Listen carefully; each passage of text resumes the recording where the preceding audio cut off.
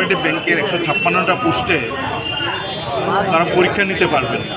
Digital ইন্ডিয়ার ভারতবর্ষ 8 বছর ধরে মোদির ছবি আর কখনো বিপ্লব দেব মানিক শাহর ছবি একসঙ্গে করে বড় বড় ফ্লেক্স করে প্রচার করছেন কি ডিজিটাল ইন্ডিয়া হয়েছে, আর এখানে 8-10 হাজার 12 হাজার ছেলেমেয়ের পরীক্ষা নিতে পারবেন না। রাজ্যের পরীক্ষা দেওয়ার জন্য রাজ্যের ছেলেমেয়েদের আসাম পাঠাচ্ছে, মানে জোর করে পাঠিয়েছেন, তারা গাড়িতে গিয়ে অ্যাক্সিডেন্ট করেছেন। বলে যদি পরীক্ষা রাজ্যের পরীক্ষা রাজ্যে হতো, আসামে যেতে হতো না, তাহলে দুটা ছেলেমেয়ের জীবন যেত না, অনেকে আহত রক্তাক্ত। তাদের উন্নত চিকিৎসার ব্যবস্থা করতে হবে, তাদের দ্রুত সুস্থতা কামনা করছি। যারা মারা গেছেন তাদের পরিবারে সরকারি চাকরির ব্যবস্থা করতে হবে।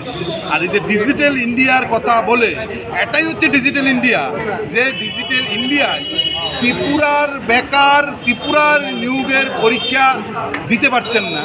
ডিজিটাল ইন্ডিয়া কত বড় ব্যর্থ হলে পড়তে এ রাজ্যের ছেলে মেয়েদের পরীক্ষা আসামে গিয়ে দিতে হয়।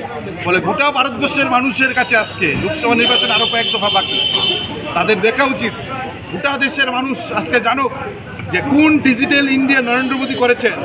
যে ডিজিটাল ইন্ডিয়ার ফলে, নরেন্দ্র মোদীর ডিজিটাল ইন্ডিয়ার ফলে ত্রিপুরায় অনলাইনের পরীক্ষা দিতে পারছে না 8-10 হাজার ছেলে মেয়ে, এ রাজ্যের ছেলেদের জোর করে পাঠাচ্ছে আসাম, সেখানে গিয়ে দুর্ঘটনায় পড়ে এ রাজ্যের বেকার ছেলে মেয়ের মৃত্যু হচ্ছে। এটাই হচ্ছে ভারতবর্ষের ডিজিটাল ইন্ডিয়া, এবং এই ডিজিটাল ইন্ডিয়ার বিরুদ্ধে গোটা দেশের মানুষ, যুবকরা যেন এগিয়ে আসে, আমরা আহ্বান করছি।